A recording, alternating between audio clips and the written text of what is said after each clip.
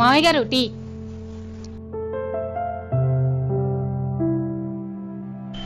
కోడల పిల్ల, ఈ రోజు టీ చాలా బాగుందమ్మా.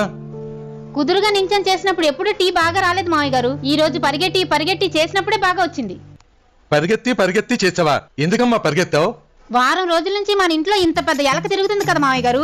అది ఈ రోజు నేను టీ పెడుతుంటే మన వంటగదిలో అటు ఇటు పరిగెడుతుంది. దాన్ని కొట్టడానికి నేను అటు ఇటు పరిగెట్టాను. అది పరిగెడుతూ మీరు తాగుతున్న టీలో పడిపోయింది మావయ్య గారు.